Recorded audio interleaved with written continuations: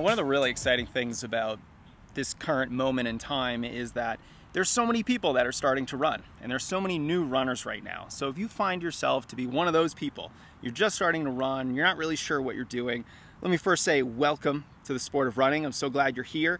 And I want to talk today about how you can progress out of walking breaks in your running.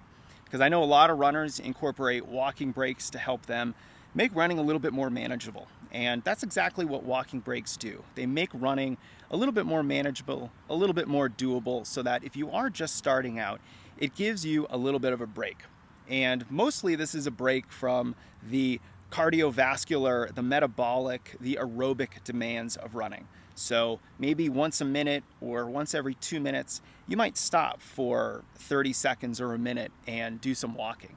And that's actually a great thing. It's going to help your heart rate come down. And so if you're out just for an easy run, it helps you maintain an easy effort over the course of that run. But walking breaks are kind of like training wheels. You use them at the beginning to help you get a feel for the sport, to help you get established. But then once you've built some competence, some ability, you can move away from those walking breaks. So I wanted to give you guys 3 strategies today for moving beyond having walking breaks in your running. So the first thing that you can do is be patient and be okay with having some walking breaks in your runs. Because if you are just starting out and you find that your breathing and your heart rate is just really high, there's nothing wrong with stopping every couple minutes to get your breath and your heart rate a little bit under control. But I will recommend that you formalize your walking breaks. So the next time you go for a run, let's say you go for a 20 or 30 minute run, let's see how many times that you have to walk. Maybe it's every minute, every 2 minutes, every 3 minutes, whatever it is, remember that so that the next time you go out there for a run, you can do some different things. One of those things is to really make it formal. So what you're going to do is let's formally say, I'm going to stop every 2 minutes for a 30-second walk break, or stop every minute for a 20-second walk break, or maybe you want to stop every 3 minutes for a 1-minute walking break. No matter how you structure it, make it formal, really set it up so that you know exactly when you're going to be walking over the course of your run. Next, we can just slow down a little bit. Maybe you don't have to take those walking breaks, or you don't have to take as many walking breaks if you simply slow down. And as you're just getting started with running, most of your runs should be at an easy effort. Now, I know that's probably very difficult because all running, it probably feels a little difficult right now. So just remember that it does get a lot easier. You will get a lot more capable as you stay patient and as you gradually build your fitness over time. So now that you're maybe incorporating some formal walk breaks into your running, or you've simply slowed down so that you don't need to walk as much, the next strategy is, what is the next strategy? The next strategy, it's a good thing I wrote these down. The next strategy is to cross-train.